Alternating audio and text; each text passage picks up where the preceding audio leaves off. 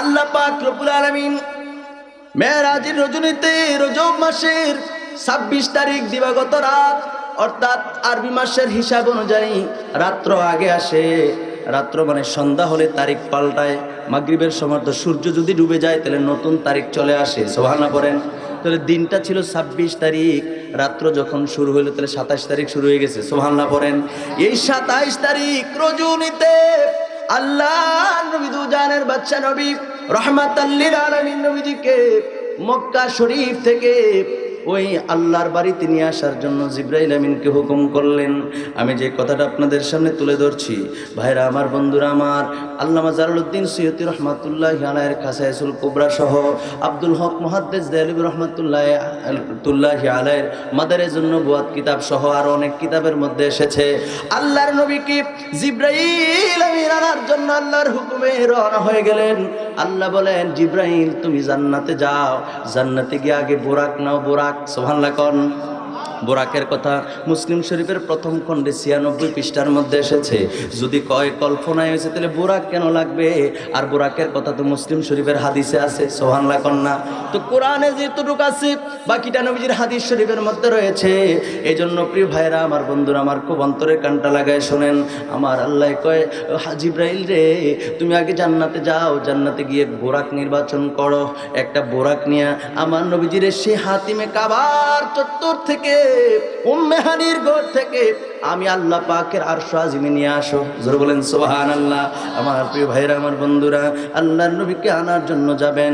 জিবরাইল আমিন ready হলেন, এরপরে জান্নাতে প্রবেশ করলেন। জান্নাতে প্রবেশ করে আল্লাহর নবী দু জাহানের বাদশা নবীকে আনার জন্য যে বুরাকের কথা বলা হয়েছে, এই বুরাক আনতে জান্নাতে প্রবেশ করেছেন। জিবরাইল আমিন গিয়া দেখে জান্নাতের ভিতরে একটা নয়, দুইটা নয়, ১০০০, ২০০০ নয়, বরাবর ৪০,০০০ বুরাক আমার আল্লাহ বানায়া রাখছে। সুবহানাল্লাহ বলেন। নিবে কয়টা? কথা কেন নিবে কয়টা?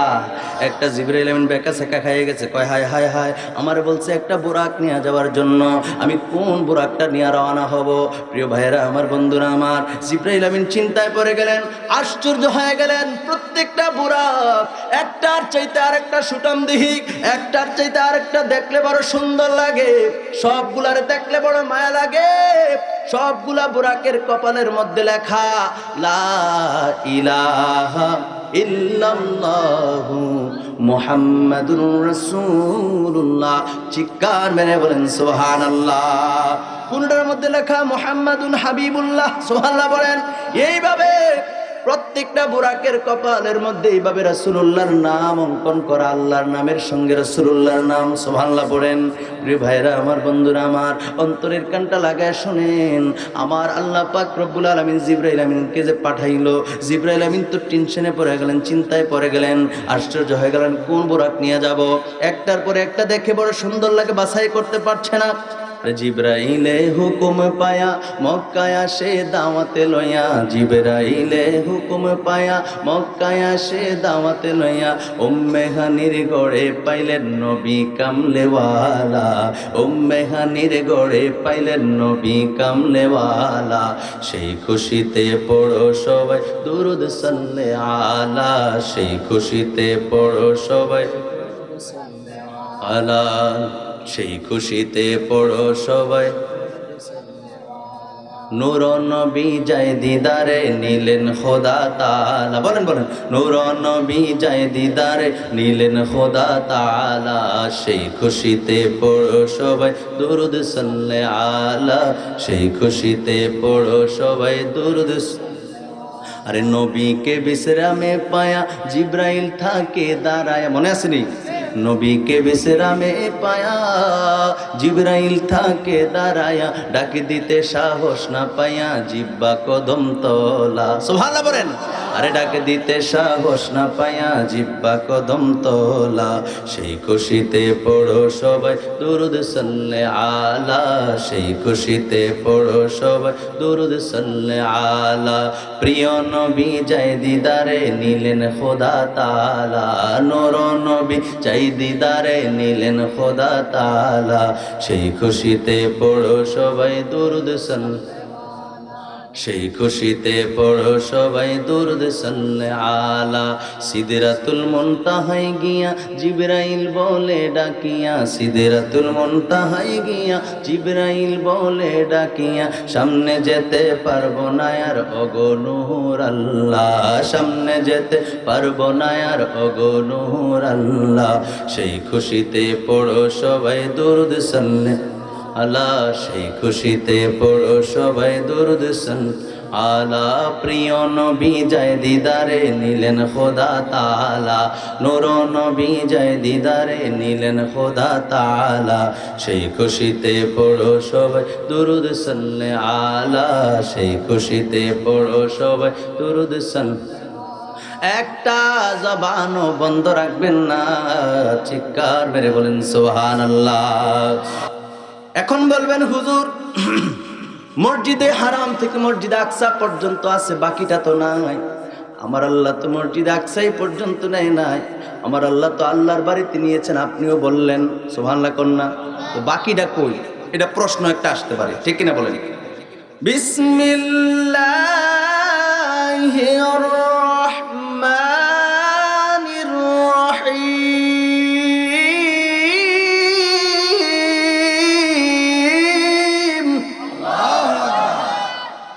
সুবহানাল্লাযী আসরা বিআবদিহি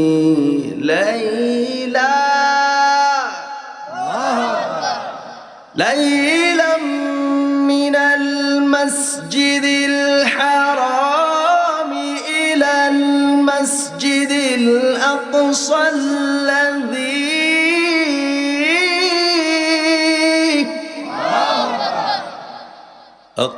الأقصى الذي باركنا حوله لنريه من آياتنا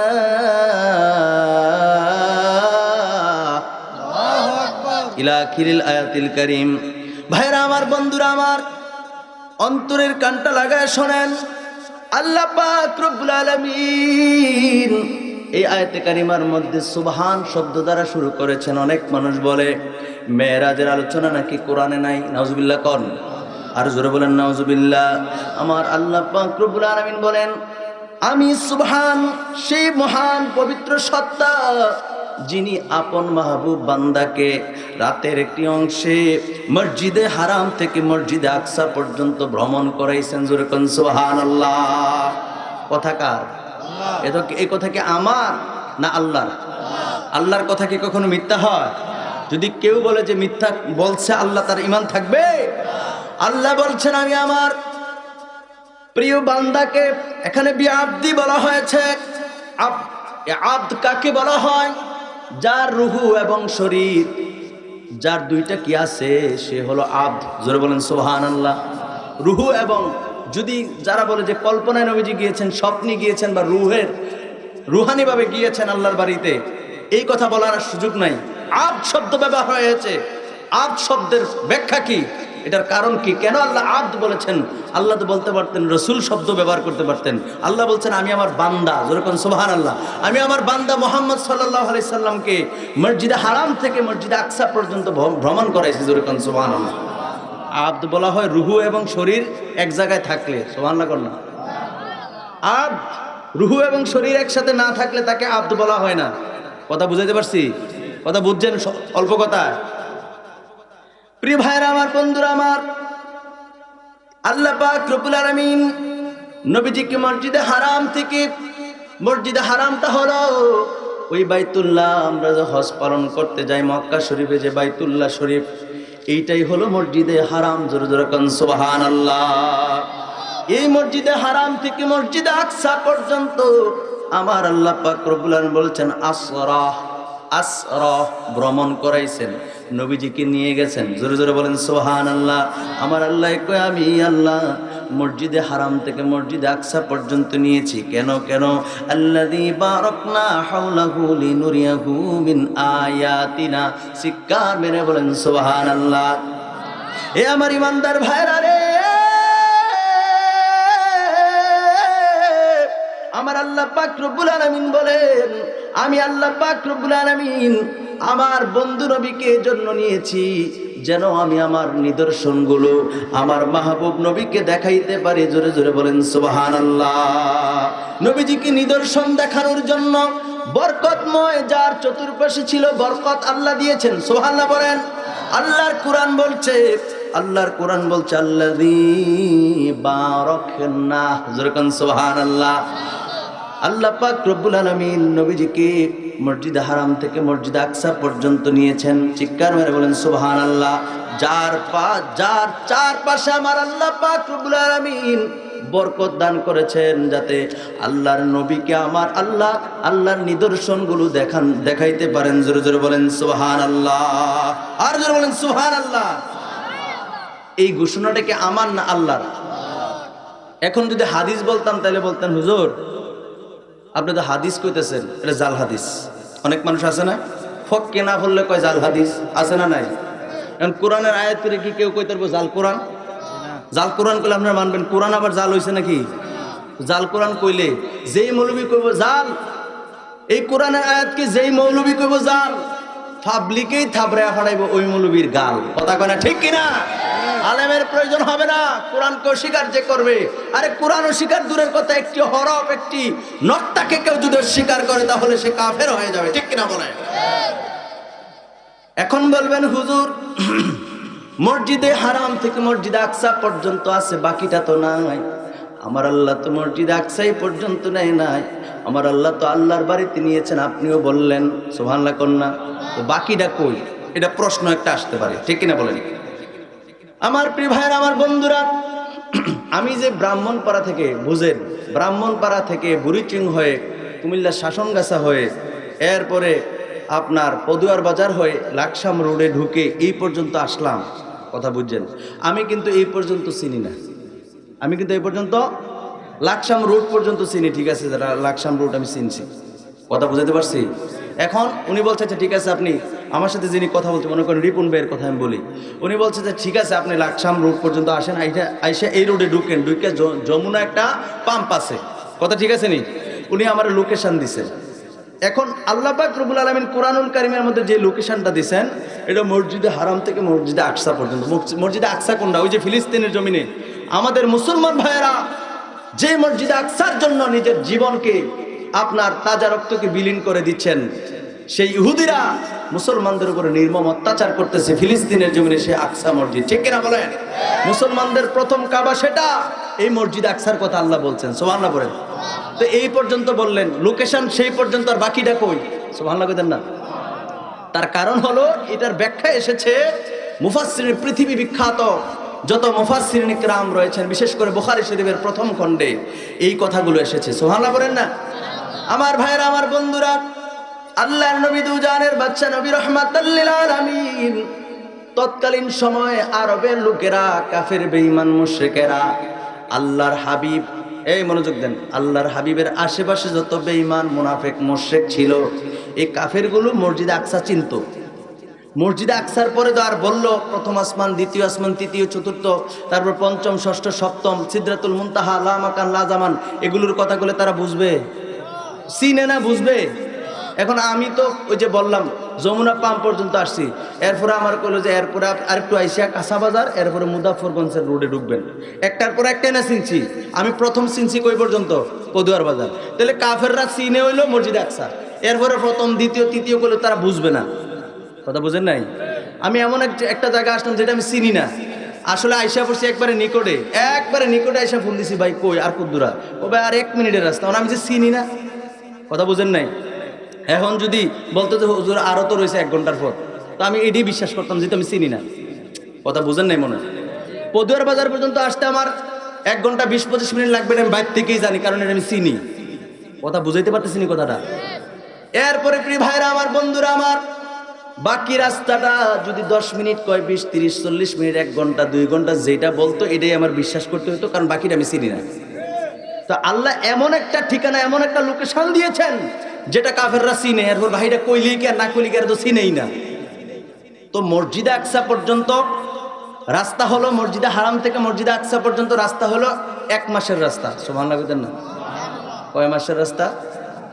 বিভিন্ন তাফসিরের কিতাবে বিভিন্ন রকমের মত আসছে, তবে সুপ্রসিদ্ধ মত আমার অবজারভেশন অনুযায়ী আমি বলছি, যাইতে 1 মাস আইতে 1 মাস, তাহলে মোট কয় দিন হলো? কয় মাস? জোরে কোন কয় মাস? 2 মাসের পথ যদি রাতের একটা অংশে নবীজি ভ্রমণ করে আর এই মসজিদে আকসা পর্যন্ত নবীজি বর্ণনা দিতে পারে, তো তারা তো মসজিদে আকসা চিনে, তো যে চিনে সে তো এটার বর্ণনাও দিতে পারবে। সুবহানাল্লাহ কইতেন না? পারবে না? পারবে। এই জন্য আল্লাহ পাক রব্বুল আলামিন মসজিদে আকসা পর্যন্ত বলছে, যদি তারা 1 মাসের পথ, যাইতে 1 মাস আসতে 1 মাসে 2 মাস, আবার কেউ কেউ বলছে না যাইতে 15 দিন আইতে 15 দিন 1 মাস। সুবহানাল্লাহ কইতেন না? 1 মাসের পথ যদি রাতের একটা অংশে কেউ যাইতে পারে, তাহলে বাকিটাও যাইতে পারছে। সুবহানাল্লাহ পড়েন। কথাটা বুঝাইতে পারছি না আমি? এই জন্য বাকিটার কোরআনে বর্ণিত নাই, আছে হাদিস শরীফে। সুবহানাল্লাহ কইতেন না? আমার ভাইয়েরা, আমার বন্ধুরা খুব মনোযোগ দেন, আমি আপনাদেরকে সহজভাবে বোঝানোর চেষ্টা করছি। আল্লাহ পাক রব্বুল আলামিন মেরাজের রজনীতে রজব মাসের 26 তারিখ দিবাগত রাত, অর্থাৎ আরবি মাসের হিসাব অনুযায়ী রাত্র আগে আসে। রাত্র মানে সন্ধ্যা হলে তারিখ পাল্টায়। মাগরিবের সময় তো সূর্য যদি ডুবে যায় তাহলে নতুন তারিখ চলে আসে। সুবহানাল্লাহ পড়েন। তাহলে দিনটা ছিল 26 তারিখ, রাত্র যখন শুরু হলো তাহলে 27 তারিখ শুরু হয়ে গেছে। সুবহানাল্লাহ পড়েন। এই 27 তারিখ রজনীতে আল্লাহ নবী দুজানের বাদশা নবী রাহমাতাল লিল আলামিন নবীজিকে মক্কা শরীফ থেকে ওই আল্লাহর বাড়িতে নিয়ে আসার জন্য জিবরাইল আমিনকে হুকুম করলেন। আমি যে কথাটা আপনাদের সামনে তুলে ধরছি, ভাইরা আমার, বন্ধুরা আমার, আল্লামা জালালউদ্দিন সৈয়দী রহমাতুল্লাহি আলাইহির খাসায়েসুল কুবরা সহ আব্দুল হক মুহাদ্দিস দেহলভী রহমাতুল্লাহি আলাইহির মাদারিজুন নবুওয়াত কিতাব সহ আরো অনেক কিতাবের মধ্যে এসেছে, আল্লাহর নবীকে জিবরাইল আমিন আনার জন্য আল্লাহর হুকুমে রওনা হয়ে গেলেন। আল্লাহ বলেন, জিবরাইল তুমি জান্নাতে যাও, জান্নাতে গিয়ে আগে বুরাক নাও। বুরাক, সুবহানাল্লাহ কোন? বুরাকের কথা মুসলিম শরীফের প্রথম খণ্ডে 96 পৃষ্ঠার মধ্যে এসেছে। যদি কয় কল্পনায় হয়েছে তাহলে বুরাক কেন লাগবে? আর বুরাকের কথা তো মুসলিম শরীফের হাদিসে আছে। সুবহানাল্লাহ কোন না? তো কোরআনে যেটুকু আছে বাকিটা নবীজির হাদিস শরীফের মধ্যে রয়েছে। এই জন্য প্রিয় ভাইরা আমার, বন্ধুরা আমার, খুব অন্তরের কানটা লাগায় শোনেন। আমার আল্লাহ কয়, জিবরাইল রে তুমি আগে জান্নাতে যাও, জান্নাতে গিয়ে বুরাক নির্বাচন করো। একটা বুরাক নিয়ে আমার নবীজির সে হাতিমে কাবার চত্বর থেকে, উম্মে হানির ঘর থেকে আমি আল্লাহ পাকের আরশ আজিমে নিয়ে আসো। জোরে বলেন সুবহানাল্লাহ। আমার প্রিয় ভাইরা আমার, বন্ধুরা, আল্লাহর নবীকে আনার জন্য যাবেন। জিবরাইল আমিন রেডি হলেন, এরপরে জান্নাতে প্রবেশ করলেন। জান্নাতে প্রবেশ করে আল্লাহর নবী দু জাহানের বাদশা নবীকে আনার জন্য যে বুরাকের কথা বলা হয়েছে, এই বুরাক আনতে জান্নাতে প্রবেশ করেছেন। জিবরাইল আমিন গিয়া দেখে জান্নাতের ভিতরে একটা নয়, দুইটা নয়, 1000, 2000 নয়, বরাবর 40,000 বুরাক আমার আল্লাহ বানায়া রাখছে। সুবহানাল্লাহ বলেন। নিবে কয়টা? কথা কেন নিবে কয়টা? একটা। জিবরাইল আমিন বেকা সেকা খাইয়ে গেছে, কয় হায় হায় হায়, আমারে বলছে একটা বুরাক নিয়ে যাওয়ার জন্য, আমি কোন বুরাকটা নিয়ে রওনা হব? প্রিয় ভাইয়েরা আমার, বন্ধুরা আমার, জিবরাইল আমিন চিন্তায় পড়ে গেলেন, আশ্চর্য হয়ে গেলেন। প্রত্যেকটা বুরাক একটার চাইতে আরেকটা সুটাম দিহিক, একটার চাইতে আরেকটা দেখলে বড় সুন্দর লাগে, সবগুলারে দেখলে বড় মায়া লাগে। সবগুলা বুরাকের কপালের মধ্যে লেখা লা ইলাহা ইল্লাল্লাহু মুহাম্মাদুর রাসূলুল্লাহ। চিৎকার মেরে বলেন সুবহানাল্লাহ। কোনটার মধ্যে লেখা মুহাম্মাদুন হাবিবুল্লাহ? সুবহানাল্লাহ বলেন। এইভাবে প্রত্যেকটা বুরাকের কপালের মধ্যে এইভাবে রাসূলুল্লাহর নাম অঙ্কন করা, আল্লাহর নামের সঙ্গে রাসূলুল্লাহর নাম। সুবহানাল্লাহ পড়েন। প্রিয় ভাইরা আমার, বন্ধুরা আমার, অন্তরের কানটা লাগায় শুনেন। আমার আল্লাহ পাক রব্বুল আলামিন জিবরাইল আমিনকে যে পাঠাইলো, জিবরাইল আমিন তো টেনশনে পড়ে গেলেন, চিন্তায় পড়ে গেলেন, আশ্চর্য হয়ে গেলেন, কোন বুরাক নিয়ে যাব? একটার পরে একটা দেখে বড় সুন্দর লাগে, বাছাই করতে পারছে না। হঠাৎ করে জিবরাইল আমিন দেখে একটা বুরাক, সবগুলো বুরাক এক জায়গায়, একটা বুরাক একটু দূরে গিয়ে ক্রন্দন করতেছে। সুবহানাল্লাহ কইতেন না? জিবরাইল আমিন কয়, কি ব্যাপার? সবাই ফুর্তিতে আছে, আজকে আল্লাহ পাকের হুকুমে নবীজির কাছে বুরাক নিয়ে যাওয়া হবে, সবাই খুশি, কারণে। আর একটা বুরাক কেন কান্দে? জিবরাইল আমিন ওই কান্দুন্না বুরাকের কাছে গেছে, গিয়া কয়, বুরাক কি ব্যাপার, তুমি কেন ক্রন্দন করছো? ওই বুরাক ডাক দিয়া কয়, আল্লাহ গো, জিবরাইল জিব্রাইলের সঙ্গে কথা বলার ক্ষমতা আমাকে দান করো। আল্লাহ পাকের কুদরতি ভাবে ওই বুরাক জিব্রাইল আমিনের সঙ্গে কথা বললেন। জিব্রাইল আমিনকে বললেন, লিডার জিব্রাইল, আল্লাহ পাক রব্বুল আলামিন এখন থেকে 40,000 বছর পূর্বে আমাদেরকে সৃষ্টি করে বলে দিয়েছেন, তোমাদেরকে এজন্য সৃষ্টি করেছি আমার বন্ধু নবীকে আমি আল্লাহ তোমাদের কারো না কারো মাধ্যমে আমার বন্ধু নবীকে বুরাকের মাধ্যমে আমার বাড়িতে নিয়ে আসবো। সুবহানাল্লাহ পড়েন। এই কথা শুনে আমি চিন্তা করতে লাগলাম, একটা বোরাককে বাছাই করা হবে, এটা কোন বোরাক রে, কাকে জানি নেওয়া হয়। আমি বোরাক চিন্তা করতে লাগলাম, আহারে সবগুলো বোরাকই যেন কত সুন্দর, আমি মনে হয় কেমন একটু নির্জুরি, আমার স্বাস্থ্য একটু কম, এরকম ভাবে সে চিন্তা করতে লাগলো। এই জন্য সে চিন্তা করতে লাগলো, সবারে বাছাই করলেও ওগুলোর থেকে যে কোনো একটারে নিয়ে গেলেও আমারে বাছাই করবে না। এই জন্য আমি বিরহে আজকে 40,000 বছর যাবৎ কান্না করতেছি। জোরে বলেন সুবহানাল্লাহ, আর জোরে বলেন সুবহানাল্লাহ। আমার প্রিয় ভাইরা, আমার বন্ধুরা, আল্লাহর নবী দু জানের বাদশা নবী রাহমাতুল লিল আলামিন নবীকে আনার জন্য জিব্রাইল আমিন জি বুরাক যাচাই করবেন, বাছাই করবেন। জিব্রাইল আমিন কয় পাইয়া গেছি। সুবহানাল্লাহ কইতেন না? কয় পাইছি রে, সুবহানাল্লাহ কইতেন না? কয় পাইয়া গেছি।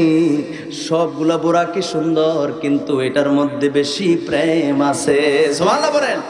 প্রেম না থাকলে তো হবে না। প্রেম না থাকলে কি প্রেমিক হবে? আর বুখারী শরীফের প্রথম খণ্ড 7 নম্বর পৃষ্ঠা আল্লাহ নবী বলেন, লা ইউমিনু আহাদুকুম হাত্তা আকুনা হাব্বা ইলাইহি মিন ওয়ালিদিহি ওয়া ওয়ালাদিহি ওয়ান নাসি আজমাইন। রাসূল সাল্লাল্লাহু আলাইহি সাল্লাম বলেছেন যে আমাকে পৃথিবীর সকল মানুষের চাইতে, তোমার পিতামাতার চাইতে, সন্তান সন্ততির চাইতে, ওয়ান নাসি আজমাইন, পৃথিবীর সমস্ত মানুষের চাইতে আমি রাসূলকে যদি বেশি ভালো না বাসো, তাহলে লা ইউমিনু, তুমি মুমিন হইতে পারলা না। আল্লাহু আকবার বলেন। আর জোর বলেন আল্লাহু আকবার। এই জন্য আমরা রাসূল সাল্লাল্লাহু আলাইহি সাল্লামকে বেশি ভালোবাসতে চাই কি চাই না? কথা কোনা চাই কি চাই না? জিব্রাইল আমিন বলেন, এই 40,000 বুরাকের মধ্যে আমি বাছাই করা বড় কঠিন হয়ে গেছে। এরপরে যখন যেই বুরাকটা ক্রন্দন করতেছেন, জিব্রাইল আমিন কয়, বুঝতে পারছি এই বুরাকের ভিতরে রাসূলুল্লাহর প্রেম বেশি, এটাকে নিয়ে যাইতে হবে। যেরকম সুবহানাল্লাহ, এটাকে বাছাই করে নিলেন। নেওয়ার পরে প্রিয় ভাইরা, আমার বন্ধুরা আমার, কারণ হলো যার অন্তরে নবীর প্রেম যত বেশি, সে তত নবীর মহাব্বতের, আল্লাহর তত প্রিয় বান্দা। কথা বলেন ঠিক কিনা? একটু আগে কিন্তু হাদিসটা বলছিলাম, নবীজিকে যদি পৃথিবীর সকল কিছুর চাইতে, তিবরানী শরীফের মধ্যে হাদিস এসেছে, আল্লাহ রাসূল সাল্লাল্লাহু আলাইহি সাল্লাম বলেন, লা ইউমিনু আহাদুকুম হাত্তা আকুনা হাব্বা ইলাইহি মিন নাফসি। রাসূলুল্লাহ বলেছেন, যে ব্যক্তি তার জীবনের চাইতে আমি নবীকে বেশি ভালো না বাসবে, সে ঈমানদারে হতে পারে নাই। আল্লাহু আকবার বলেন। এই জন্য নবীজিকে বেশি ভালোবাসতে হবে। ওই বুরাক রাসূলুল্লাহর প্রেমে ক্রন্দন করেছেন, আর প্রেমিককেই তো বাছাই করা হবে, ঠিক কিনা বলেন? আমরা দেখবেন অনেক সময় আলেম ওলামারা যখন মুনাজাত করে বলে, আল্লাহ আমার চাইতে আসমানের নিচে জমিনের উপরে আমার মতো গুনাহগার আর কেউ না, এরকম বলে না? এরকম বলে না? তার কারণ কি? আসলে কি উনি এত বড় গুনাহগার? না, আল্লাহর দরবারে সে বিনয়ী হচ্ছে। আল্লাহর দরবারে সে কি হচ্ছে? বিনয়ী হচ্ছে। আল্লাহর দরবারে ফরিয়াদ করছে এইভাবে, আল্লাহ আমি গুনাহগার, আমি অপরাধী, যেন আল্লাহ দোয়াটা কবুল করে। সুবহানাল্লাহ কইতেন না? সুবহানাল্লাহ। প্রিয় ভাইরা আমার, বন্ধুরা আমার, এই জন্য জিব্রাইল ওই বুরাককে বাছাই করে নিলেন। বাছাই করে নেওয়ার পরে বুরাক নিয়ে রওনা হলেন। আল্লাহর নবীকে আনবেন। হাতিমে কাবার চত্বরে উম্মে হানির ঘরে গিয়ে নবীজিকে দেখলেন, নবীজি ঘুমায় আছে। আল্লাহর নবী ঘুমায় আছে। অন্যদিন নবীজি একটু দেরিতে ঘুমায়, আজকে কেমন যেন একটু আগে ঘুমায় গেছে। সুবহানাল্লাহ বলেন। ব্যাপার কি? ব্যাপার কি? নবীজি কেন আগে ঘুমায় গেলেন? তাফসীরের কিতাবের মধ্যে এসেছে, এটার কারণ হলো আল্লাহর নবী দু জাহানের বাদশা নবী রাহমাতুল লিল আলামিন আসলে ওই মক্কার বাইতুল্লাহ শরীফের এরিয়ার পাশে আরবের সকলে যেন তাড়াতাড়ি ঘুমায় যায়, এজন্য রাসূল নিজে আগে আগে শুয়ে গেছেন। জোরে জোরে বলেন সুবহানাল্লাহ। মনে করবেন যেই সন্তান, মনে করেন আপনার যদি 2টা সন্তান থাকে বা একটা সন্তান থাকে বা 2-1টা সন্তান থাকে, আপনি যখন রাত্রে ঘুমাবেন, এখন আপনি বলতেছেন এই ঘুমা, 3-4 বছর বয়স, ঠিক আছে, এই ধরনের বাচ্চাগুলোকে আপনি যখন ঘুমাবে না। যখন আপনি নিজেকে শুইবেন, বাবা আসো ঘুমাই যেতেছি, কথা বুঝেন নাই? মা যখন ডাক দিয়ে গিয়ে নিজে বেড়ায় শুইব, তখন দেখবেন বাচ্চাগুলো এমনি শুয়ে গেছে। কথা কোন ঠিক কিনা? তাহলে আসলে তো মা ঘুমাইতে গেছে না, সন্তানগুলোর ঘুম পাড়াইতে গেছে। কথা বুঝতে পারছি? সন্তানগুলোকে কি ঘুম পাড়াইতে গেছে। এই জন্য আল্লাহর নবী দুজাহানের বাদশাহ নবী রহমাতাল লিল আলামিন নবীজি এই যে রাসূল পাক সাল্লাল্লাহু আলাইহি সাল্লাম মূলত আরবের সে মানুষগুলোকে ঘুম পাড়ানোর জন্য গিয়েছে। এই জন্য নবীজি আগে একটু ঘুমাই গেছে। সুবহানাল্লাহ কইতেন না? আসলে কিন্তু ঘুমানোর জন্য না। এতে নাই মোর ভাবনা যতদিন থাকবে প্রাণ দয়ালে নবীকে ভুলবো না। আল্লাহুম্মা সাল্লি আলা সাইয়্যিদিনা মাওলানা মুহাম্মদ ওয়া আলা মাওলানা। ভাইরা আমার, বন্ধুরা আমার, আমি বলতেছিলাম আল্লাহর নবীকে আনার জন্য জিবরাইল আমিন বোরাক নিয়ে রওনা হলেন কাবা শরীফের চত্বরে। হাতিমে কাবার এক পাশে উম্মে হানির ঘরে গিয়ে আল্লাহর নবীকে পাইলেন। আল্লাহর নবীকে পাওয়ার পরে জিবরাইল আমিন আল্লাহর নবীকে কেমন করে ডাক দিবে, নবুয়তের নবী। তিনি দেখতে পাইলেন নবীজি ঘুমায় আছে, আসলে কিন্তু ঘুমান নাই। অন্যদেরকে ঘুম পাড়ানোর জন্য নবীজি একটু আগে আগে শুয়ে গেছে। সুবহানাল্লাহ কন্যা। আমার নবী তো জানেন আজকে আল্লাহ পাকের দিদারে যাবেন। এরপরও নবীজি আরবের সবাইকে ঘুম পাড়ানোর জন্য নবী নিজেও একটু ঘুমের মতো ভান ধরলেন। সুবহানাল্লাহ পড়েন। আসলে নবীজি ঘুমান নাই, জোরে জোরে কোন সুবহানাল্লাহ। ভাইরা আমার, বন্ধুরা আমার, জিবরাইল আমিন তো গিয়া দেখলেন নবীজি ঘুমায় আছে। জিবরাইল আমিন নবীজিকে ডাক দেওয়ার সাহস করে না রে। জিবরাইল আমিন নবীজিকে ডাক দেওয়ার সাহস করে না। জিবরাইল আমিন নবীজির পাশে গিয়া দাঁড়ায় গেলেন, কিন্তু ডাক দেওয়ার সাহস করতেছে না। কিতাবের মধ্যে এসেছে খাসাইসুল কুবরা সহ মাদারিজুন নবুয়াত কিতাব সহ জিবরাইল আমিন আল্লাহর নবীজির কদম মোবারকের মধ্যে জিবরাইল আমিনের জিহ্বাটা লাগায় দিলেন। জোরে জোরে বলেন সুবহানাল্লাহ, আর জোরে বলেন সুবহানাল্লাহ। নবীজির কদমের নিচে জিবরাইল আমিন জিহ্বা লাগাই দিয়েছে। জোরে কোন সুবহানাল্লাহ। আল্লাহর নবী আস্তে করে সজাগ হয়ে গেছে। এই জন্য দেখবেন যারা ঘুমায়, যারা ঘুমায় ঘুমন্ত ব্যক্তিকে জাগানোর নিয়ম পদ্ধতি হলো দুইটা। কয়টা?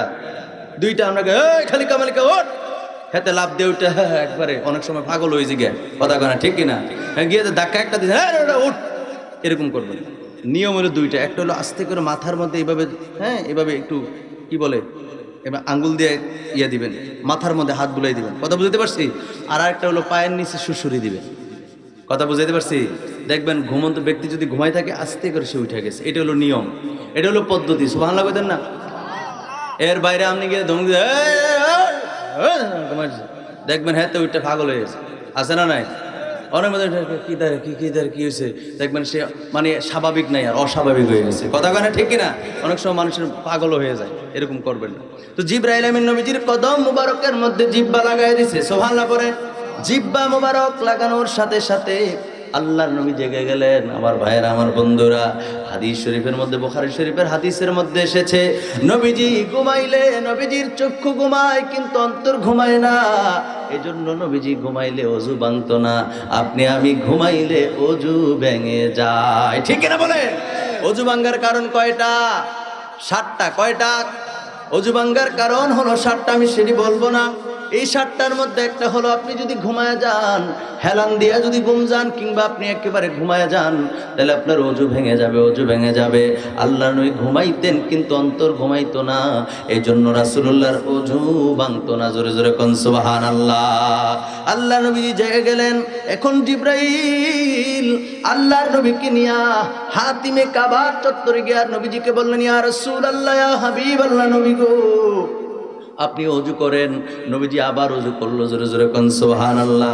অজু করার পরে আল্লাহ পাক রব্বুল আলামিন কয়, জিবরাইল আমার বন্ধু নবীর অজুর পানিগুলো যেন বৃথা না যায়, এজন্য অজুর পানিগুলো তুমি সংগ্রহ করবা। জোরে জোরে কোন সুবহানাল্লাহ। অজুর পানিগুলো কেন সংগ্রহ করবে? এই জন্য সংগ্রহ করবে, দুনিয়ার মহিলাগুলো, আপনার স্ত্রী, আপনার মেয়ে, আপনার আপনজন মহিলাগুলো নিজের রূপচর্চার জন্য কত কিছু ব্যবহার করে। ফেয়ার অ্যান্ড লাভলি সহ অনেক কিছু আছে না নাই? কথা কোন আছে না নাই?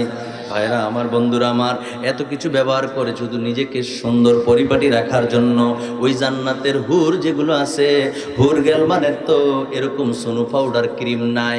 আমার আল্লাহ কয়, জিব্রাইল রে, আমার বন্ধু নবীর ওজুর পানিগুলো হবে জান্নাতি। হুর গেল মানে সেই সুন্দর, আরো চেহারাটা এমনিই তো সুন্দর, নুরানি আমি আল্লাহ বানায়া রাখছি, আরো যেন নূরে চমকায়, সেজন্য নবীজির ওজুর পানিগুলো তাদেরকে দেয়া হবে। জোরে জোরে বলেন সুবহানাল্লাহ, আর জোরে বলেন সুবহানাল্লাহ। ভাইরা আমার, বন্ধুরা আমার, আল্লাহ নবীজির ওজুর পানিগুলোর এত দাম বাড়াই দিল কে? নবীজির এই অজুর পানিগুলোর দাম বাড়াইলো কে? আমার আল্লাহ পাক রব্বুল আলামিন বাড়াইয়া দিয়েছেন। জোরে জোরে বলেন সুবহানাল্লাহ। জিবরাইল আমিন নবীজিকে নিয়ে রওনা হলেন, বুরাকে আরোহণ করলেন। সেই মসজিদে হারাম থেকে মসজিদে আকসা পর্যন্ত নবীজি মসজিদে আকসায় গেলেন। সংক্ষেপ করে বলছি, সময় খুবই সংকীর্ণ। যেহেতু শীতের রাত্র, পরবর্তী আলোচক হয়তো বা 15-20 মিনিটের মধ্যেই চলে আসবেন, সেজন্য আমি আলোচনাটা সংক্ষেপ করে নিচ্ছি। আল্লাহর নবীজিকে জিবরাইল আমিন বুরাকে আরোহণ করাইয়া মসজিদে আকসা পর্যন্ত চলে গেলেন। ওখানে সমস্ত নবীদের ইমামতি করলেন। জোরে জোরে কোন সুবহানাল্লাহ। মসজিদে আকসার মধ্যে সমস্ত নবীদেরকে নিয়ে নবীজি 2 রাকাত নামাজ পড়লেন। এই 2 রাকাত নামাজের ইমামতি করলেন নবীজি। সুবহানাল্লাহ কোন না? আমাদের নবী হলো ইমামুল মুরসালিন। বলেন না ইমামুল মুরসালিন মানে কি? সমস্ত নবীদের ইমাম। এখন সমস্ত নবীদের ইমাম যে ডিক্লেয়ার হয়ে রয়েছে, এটার বাস্তব প্রমাণ আমার আল্লাহ মেরাজের রাত্রে করাইছে। সুবহানাল্লাহ বলেন। সমস্ত নবীদের ইমামতি করে আল্লাহর নবীজি বুরাকে আরোহণ করলেন। এই যে বুরাকে আরোহণ করলেন, এত কিছু করলো, সিদরাতুল মুনতাহা পর্যন্ত জিবরাইল আমিন গেছে। এরপরে তো আর জিবরাইল আমিন যাইতে পারে না। সুবহানাল্লাহ কোন না? কারণ আমার নবী হলেন নূর। আমার নবী কি?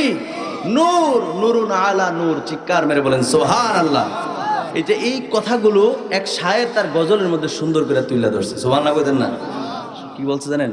আরে জিবরাইলে হুকুম পায়া মক্কায় আসে দাওয়াতে লইয়া, জিবরাইলে হুকুম পায়া মক্কায় আসে দাওয়াতে লইয়া, উম্মে হানির গড়ে পাইলেন নবী কামলেওয়ালা, উম্মে হানির গড়ে পাইলেন নবী কামলেওয়ালা। সেই খুশিতে পড়ো সবাই দুরুদ সাল্লে আলা, সেই খুশিতে পড়ো সবাই আলা, সেই খুশিতে পড়ো সবাই। নূর নবী যায় দিদারে নিলেন খোদা তাআলা। বলেন বলেন, নূর নবী যায় দিদারে নিলেন খোদা তাআলা, সেই খুশিতে পড়ো সবাই দুরুদ সাল্লে আলা, সেই খুশিতে পড়ো সবাই দুরুদ। আরে নবীকে বিশ্রামে পায়া জিবরাইল থাকে দাঁড়ায়। মনে আসেনি? নবীকে বিশ্রামে পায়া জিবরাইল থাকে দাঁড়ায়া, ডাকি দিতে সাহস না পায়া জিব্বা কদম তলা। সুবহানাল্লাহ বলেন।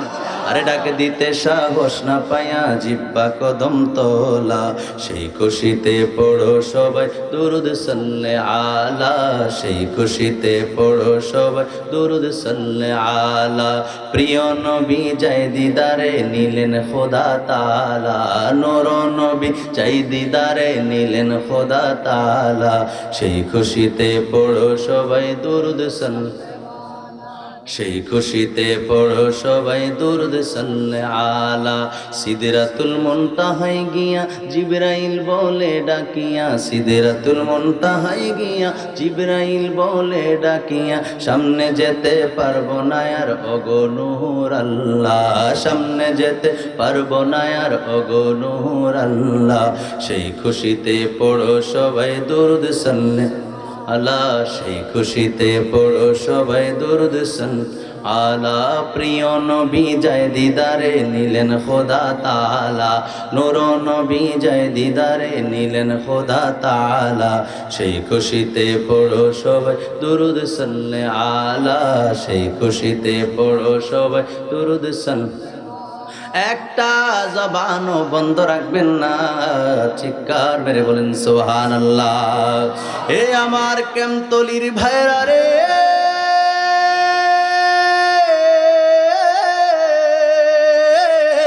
আল্লাহু আকবার। আল্লাহ পাক আল্লাহ পাক রব্বুল আলামিন নবীজিকে কত মর্যাদা দিয়েছেন জানেননি? আমার আল্লাহ পাক রব্বুল আলামিন এই সিদরাতুল মুনতাহা পর্যন্ত শুধু নয়, আল্লাহর বাড়ি পর্যন্ত কেমনে নিছে জানেননি? এই যে উম্মেহানির ঘর, উম্মেহানির ঘর থেকে ইয়াসরিফ, ইয়াসরিফ থেকে বেতেলহাম, তারপরে বাইতুল মুকাদ্দাস, বাইতুল মুকাদ্দাসে গিয়ে আল্লাহর নবী সমস্ত নবীদেরকে নিয়ে 2 রাকাত নামাজ পড়ছে। সমস্ত নবীদেরকে নিয়ে নবীজি 2 রাকাত নামাজ পড়েছেন। নবীজি ইমামতি করেছেন, বোরাকে আরোহণ করেছেন। চন্দ্র, সূর্য, গ্রহ, নক্ষত্র, Neptune, Pluto, milky, black hole, তারপরে ধূমকেতু, নিহারিকা, গ্যালাক্সি, তারপরে প্রথম আসমান আদম নবী, দ্বিতীয় আসমান হযরতে ইয়াহইয়া আলাইহিস সালাম এবং হযরতে ঈসা আলাইহিস সালাম, তৃতীয় আসমান হযরতে ইদ্রিস আলাইহিস সালাম, চতুর্থ আসমান হযরতে আপনার ইদ্রিস ইউসুফ আলাইহিস সালাম, পঞ্চম আসমান হযরতে হারুন আলাইহিস সালাম, ষষ্ঠ আসমান মুসা কালিমুল্লাহ, সপ্তম আসমান ইব্রাহিম ও খলিলুল্লাহ। 7 আসমানের মধ্যে 7-8 জন নবীর সাথে সাক্ষাৎ করে আল্লাহর নবী চলে গেলেন সিদরাতুল মুনতাহা। সিদরাতুল মুনতাহা থেকে লা মাকান লা জামান, তারপর আল্লাহ পাকের 70,000 নূরের পর্দা, এক পর্দা থেকে আরেক পর্দার দূরত্ব 500 বছরের রাস্তা।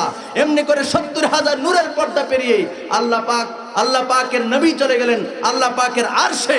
আল্লাহ বলেন, হাবিব, এই স্টেজে আপনার পূর্বে কাউকে আনি নাই, আপনার পরেও কাউকে আনবো না। এখানে আপনাকে এনে আপনার শান, আপনার মান, আপনার মর্যাদা, আপনার তাজিম, আপনার ইজ্জত, আপনার সম্মান আমি আল্লাহ পাক রব্বুল আলামিন বুলন্দ করে দিয়েছি। সূরা আল ইনশিরা 94 নম্বর সূরা আল ইনশিরার 4 নম্বর আয়াতে কারিমার মধ্যে আল্লাহ বলেন, ওয়ারাফানা লাকা যিকরাক, হাবিব, আপনার শানকে আমি আল্লাহ পাক রব্বুল আলামিন সমুন্নত করে দিয়েছি। কুল্লামা যুকিরতা মাই, হাবিব, আপনার নাম, আমার নাম যেই জায়গায়, আপনার নামও সেই জায়গায়। ধুলোকে ভুলোকে, গ্রহে নক্ষত্রে, আকাশে জমিনে, পাহাড়ে পর্বতে, কোরআনে কিতাবে, আজানে একামতে, ওয়াজে মাহফিলে, হাবিব, আমার নাম যেই জায়গায়, আপনার নামও সেই জায়গায়। পৃথিবীর কোন বল্টু চৌধুরী আপনার শানকে কমাইতে পারে নাই, পারবে না, ঠিক কিনা? আল্লাহু আকবার, ইয়া রাসূলুল্লাহ, সুন্নাত ওয়াল জামাত জিন্দাবাদ, জিন্দাবাদ। মাওলানা কারি শেখ বিন হাজুল আবেদিন সফবি সাহেব জিন্দাবাদ, জিন্দাবাদ। রাসূলুল্লাহর শান ও আজমত কেউ কমানো কোন বাপের বেটার সম্ভব না। আল্লাহ কোরআনে বলছেন, ওয়া রাফা'না লাকা যিকরাক, হাবিব, আপনার শান এবং মানকে আমি আল্লাহ পাক রব্বুল আলামিন সমুন্নত করেছি। চিৎকার মেরে বলুন সুবহানাল্লাহ। এই জন্য পৃথিবীর কোন মানুষ যত চেষ্টাই করুক কোনো লাভ, কথা করে কোনো লাভ। বুখারী শরীফের প্রথম খণ্ড 548 পৃষ্ঠা খোলেন, এতক্ষণ যাবত এই কথাগুলো বলছি, এগুলো ওই জায়গায় পেয়ে যাবেন। সুবহানাল্লাহ বলেন না? এগুলো কল্পনায় নয়। 31 জন সাহাবী এই মেরাজের হাদিস বর্ণনা করেছেন। কয়জন? কথা কয় কয়জন? ইমাম জালালউদ্দিন সুয়ুতি খাসায়েসুল কুবরার প্রথম খণ্ডে 252 পৃষ্ঠার মধ্যে 31 জন সাহাবীর নাম উল্লেখ করেছেন। সুবহানাল্লাহ বলেন। আপনি কি বলতে চান? রাসূলুল্লাহ কল্পনায় মেরাজে গেছে, থাকবে ঈমান। কেউ যদি রাসূলুল্লাহর সশরীরে মেরাজকে অস্বীকার করে, এটা কুফরি, তার ঈমান চলে যাবে। কি চলে যাবে? রাসূলুল্লাহর এটা অনেক বড় একটি মুজিজা। চিৎকার মেরে বলেন সুবহানাল্লাহ। এই মুজিজাকে কেউ যদি অস্বীকার করে, তাহলে তার ঈমান থাকবে, সে কাফের হয়ে যাবে। এই জন্য আমরা কখনো রাসূলুল্লাহর সশরীরের মেরাজকে আমরা অস্বীকার করি না। করি? কথা কেন অস্বীকার করি না? হাদিস শরীফের মধ্যে এসেছে, প্রিয় নবী রাসূল, যার আপনি অস্বীকার করার তো কোনো সুযোগ নাই। অস্বীকার আপনি কেমনে করবেন? অস্বীকার করার কোনো রাস্তা নাই, কোনো ব্যবস্থাও নাই। কোরআনুল কারীমের আয়াত তো বললাম, এরপর বাকি যেগুলো বলছে হাদিস শরীফের মধ্যে আছে, তাফসীরের কিতাবগুলির মধ্যে আছে, সিরাতের গ্রন্থগুলোর মধ্যে আছে। আর সেই জায়গার মধ্যে আপনি অস্বীকার কেমনে করবেন? এবার তিরমিজি শরীফের একটা হাদিস মেশকাত শরীফের 70 পৃষ্ঠার মধ্যে রয়েছে, ক্বালা রাসূলুল্লাহি সাল্লাল্লাহু আলাইহি ওয়া আলিহি ওয়াসাল্লাম, রাআইতু রাব্বি আযজা ওয়া জাল্লা ফি আহসানি সূরাত ক্বালা ফি ইয়াখতাসিমুল মালাউল আলা। চিৎকার মেরে বলেন সুবহানাল্লাহ। রাসূল সাল্লাল্লাহু আলাইহি ওয়াসাল্লাম বলেন, আমি আমার রবকে উত্তম সূরতে দেখেছি। চিৎকার মেরে বলেন সুবহানাল্লাহ। নবীজি বলছেন আল্লাহকে দেখছেন। আপনি বান্দা হয়ে যদি বলেন না, নবীজির মেরাজ স্বপ্নে হয়েছে, স্বপ্নে, নাউজুবিল্লাহ কইতেন না, থাকবে ঈমান। রাসূল নিজে বলছেন, তিরমিজি শরীফের হাদিস মেশকাত শরীফের 70 পৃষ্ঠার মধ্যে রয়েছে, রাসূলুল্লাহ এই কথা বলেছেন, রাআইতু রাব্বি আযজা ওয়া জাল্লা ফি আহসানি সূরাত, আমি আমার রবকে উত্তম সূরতে দেখেছি। চিৎকার মেরে বলেন সুবহানাল্লাহ। আল্লাহ জিজ্ঞেস করছেন, ক্বালা আমার আল্লাহ জিজ্ঞেস করেছেন ফিমা ইয়াখতাসিমুল মালাউল আলা, এই ফেরেশতাগুলো কি নিয়ে বিতর্ক করছে, তর্ক বিতর্ক কি নিয়ে করছে ফেরেশতারা, শীর্ষস্থানীয় ফেরেশতারা কি নিয়ে তর্ক বিতর্ক করছে। আল্লাহ নবীজিকে জিজ্ঞেস করেছেন। আমার নবী কি বলেছেন জানেন? কুলতু আনতা আলাম। আল্লাহু আকবার বলেন। নবীজি সাল্লাল্লাহু আলাইহি সাল্লাম তখন বলেছেন আমার আল্লাহ পাক রব্বুল আলামিন ভালো জানেন। জোরে জোরে বলা যাবে কি সুবহানাল্লাহ? আর জোরে বলেন সুবহানাল্লাহ। তাহলে আল্লাহ পাক রব্বুল আলামিন, আল্লাহর নবী দুজাহানের বাদশা নবী নিজেই কি বলেছেন যে আমার আল্লাহ ভালো জানেন। এরপরে আল্লাহ পাক রব্বুল আলামিন নবীজির কুদরতি হাত নবীজির বক্ষর মাঝখানে রাখলেন, ঘাড়ের গর্দানের মাঝখানে রাখলেন। সুবহানাল্লাহ বলেন। সেই ঠান্ডা অনুভব রাসূল পাক সাল্লাল্লাহু আলাইহি সাল্লাম করলেন। জোরে বলেন সুবহানাল্লাহ। তার ঠান্ডা অনুভূতি রাসূল পাক সাল্লাল্লাহু আলাইহি সাল্লামের মধ্যে আসলো। এরপরে নবী করিম সাল্লাল্লাহু আলাইহি সাল্লাম বলেন ফাআলিমতু মা ফিস সামাওয়াতি ওয়াল আরদ, আসমান এবং জমিনে যা কিছু আছে সকল কিছু সম্পর্কে আমি জেনে গেলাম। চিৎকার মেরে বলেন সুবহানাল্লাহ। নারে তাকবীর, নারে রিসালাত। প্রধান মেহমানের আগমন মাহফিল কমিটির পক্ষ থেকে জোরে বলেন মারহাবা। বলতে পারেন হুজুর এতক্ষণ স্লোগান দিলেন না, নবীজির হাদিস চলতেছে। পৃথিবীর এমন কোনো বাপের বেটা নাই নবীজির হাদিস কিংবা কোরআনের আয়াত পড়ার সময় স্লোগান চলবে, ইমান চলে যাবে। কি চলে যাবে? আলেমে আলেমের কদর বুঝবে। এই জন্য হাদিস শেষ করছি, আমি নিজেই স্লোগান দিছি। কারণ যে যেই মর্যাদা তাকে মর্যাদা দিতে হবে। ঠিক কিনা বলেন? আজকের মাহফিলের মেহমানে আলা, তিনার স্লোগানও দরকার, কিন্তু নবীর হাদিসের মাঝখানে না। আলহামদুলিল্লাহ বলেন। আরেকটা স্লোগান দেয় নারে তাকবীর, নারে রিসালাত। প্রধান মেহমানের আগমন জোরে বলেন মারহাবা। কারণ আমি ব্যক্তিগতভাবে আমি অতটুকুন আল্লাহর কাছে বলি, আল্লাহ হিংসা অহংকার তাকাব্বুরি, আজকেও তো প্রারম্ভেই কথাটা বলছি, বলে নাই, এগুলো আমি পছন্দ করি না এবং সত্যের বাইরে যাওয়ারও আমার কোনো সুযোগ নাই। সুতরাং হুজুর চলে আসছে, আমি আলোচনা বাড়াবো না, শেষ করে দেব। রাত্র ঠান্ডার রাত্র, তারপরে হুজুর দোয়া মোনাজাত করে শেষ করবেন। আমার আলোচনার মূল পয়েন্ট ছিল আল্লাহর হাবিবের মেরাজ সম্পর্কে, যেহেতু আলোচনা করার কথা বলেছেন। রাত কি রাত শেষ হয়ে যাবে রাসূলুল্লাহর মেরাজ বর্ণনা করে শেষ করা যাবে? কারণ নবী করিম সাল্লাল্লাহু আলাইহি সাল্লাম ওই জায়গায় যে 27 বছর ছিলেন। কয় বছর? এই কথা বলেন, কয় বছর? রাতের একটি অংশ আল্লাহ স্টপ করে দিয়েছেন, নবীজি যাবেন। আরে আপনি বুঝে আসবে না কেন? দুনিয়ার সাধারণত আমাদের ব্রাহ্মণ, আরে প্রত্যেকটা থানার মধ্যে ইউনো আছে না নাই? কথা ইউনো আসেনি? ইউনুর গাড়িটা যখন আসে, এমপি সাহেবের গাড়িটা যখন আসতো, তারপরে ডিসি সাহেবের গাড়িটা যখন আসতো, প্রাইম মিনিস্টারের গাড়িটা যখন আসতো, রাষ্ট্রপতির গাড়িটা যখন আসতো, এই যে যেখানে আছে থাকো, রিক্সাওয়ালা, অটোওয়ালা, ভ্যান গাড়িওয়ালা, সিএনজি, বাস, এই দাঁড়িয়ে থাক, স্টপ, বাসি কল, ফুত বারবার, কথা কানে ঠিক কিনা?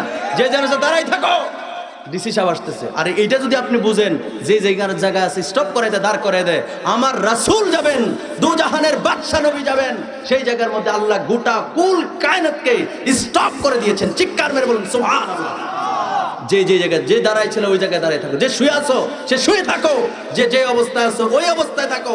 এইভাবে 27 বছর রেখে দিয়েছেন। চিৎকার মেরে বলুন সুবহানাল্লাহ। আল্লাহর নবী হলেন এই পৃথিবীর জগতের রূপ। চিৎকার মেরে বলুন সুবহানাল্লাহ। নবীজি যখন পৃথিবী থেকে আল্লাহ পাকের সে আরশে চলে গেছেন, তখন পৃথিবীর প্রাণ চলে গেছে। এই জন্য যে জায়গা আছে ওই বাবাই আছে। আল্লাহু আকবার বলেন।